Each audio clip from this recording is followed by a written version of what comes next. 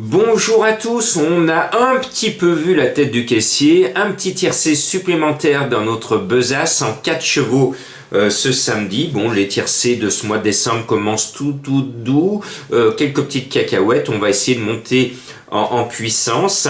Et on a la finale ce dimanche du Grand National du Trot à Vincennes, un cheval qui va être un épouvantail parce qu'il peut venir prendre le maillot jaune sur la fin puisque ses principaux adversaires qui sont bien placés au classement général sont absents de la course, notamment l'actuel leader. Donc tous les feux sont au vert pour voir gagner le 6 Eddie de Beaufour. Jean-Michel Bazir a gagné le quintet de ce samedi, il peut gagner celui du dimanche, comme ça on va passer un bon week-end. Et puis je ne suis pas rancunier, il ne faut surtout pas être rancunier aux courses pour gagner, puisque je vais vous mettre en principale opposition le 9 Duel du Gers.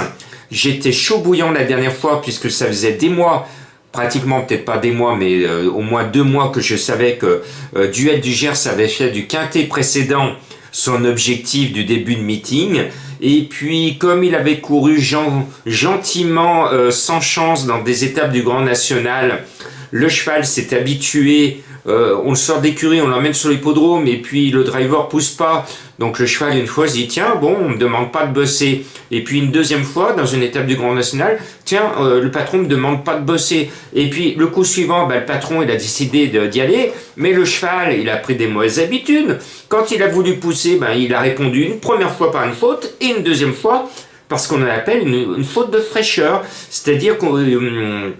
c'est ce que font malheureusement beaucoup les professionnels de trot, c'est-à-dire qu'ils courent sans chance, et puis pour un objectif, et puis quand ils arrivent sur l'objectif, Duel du Gers, il n'était pas prêt, il n'avait pas assez bossé durement dans ses 2 courses précédentes. Bon, cette fois, la leçon est retenue. Comme il a raté son objectif, je me suis dit, c'est le coup suivant. Bizarrement, alors là, quand je regarde la presse, il est annoncé à 17 contre 1, mon Duel du Gers. Donc je persiste et je signe, j'en fais mon coup de cœur, il peut même gagner parce que le cheval est en énorme retard de gain et il devrait gagner normalement beaucoup d'argent comme il l'a fait cet été où il a enchaîné les victoires dans des petits lots et je pense qu'il va retrouver de sa superbe, il pourrait même l'emporter. Mais bon, JMB veut tellement de cette finale qu'on va respecter la logique de mon classement. Et puis la dernière fois, vous l'avez vu, j'y croyais fort, le 8 Django du Bocage a gagné à la manière des forts. Il a montré que c'était lui le costaud du jour et il m'a fait une superbe impression. Et s'il court pareil, il va donner du fil à retordre dans l'élite Beaufour parce que il m'a enthousiasmé ce cheval. Bon, on tient là un autre tiercé cacahuète. Bon, l'apéro, toujours avec modération, mais bon, il vaut mieux voir la tête de caissier avec quelques cacahuètes plutôt que de perdre tous les jours. Bon, à choisir. Et puis après, on va mettre un cheval qui nous avait ruiné par la faute des commissaires. Le 5 Crusoe d'Anama, on nous avait privé d'une belle victoire avec lui, alors qu'il avait gagné très très facilement. Bon, je reviens pas sur cet épisode ô combien triste pour la bourse des turfistes. Là, forcément, c'est la deuxième cartouche de Bazir, mais le cheval depuis cet été est une révélation dans les gros quintets. Et moi, j'aime bien ces chevaux qui sont souvent surclassés sur le papier, mais qui se retrouvent toujours à l'arrivée. Ça veut dire que c'est des chevaux qui progressent, qui aiment courir. Et Crusoe d'Anama en fait partie, donc je l'aime bien. Je pense qu'il va rentrer sans problème dans les 5 premiers. Et puis il y a un cheval qui vole à l'écurie, c'est le 2 Désir Castelet. Il est au top, il peut signer une très belle performance avec G. Lormini. Et puis voilà ma bête noire, vous la connaissez, c'est Alinéa. Alinéa, alors de ceux qui me connaissent et qui me suivent, ils le savent, quand je le mets, il n'est pas là, oui, vous avez bien suivi, et quand je le mets pas, il est là. Donc je sais que de toute façon Alinéa a décidé de me pourrir mes quintets jusqu'à la fin de sa carrière en France. À la fin de l'hiver, ouf, on ne verra plus Alinéa dans la course. Alors je vous entends, oui, mais pourquoi Jean-Marc insiste? Parce que je me suis aperçu que la dernière fois, je n'aurais pas dû vous le mettre. Pourquoi? Je vais vous expliquer.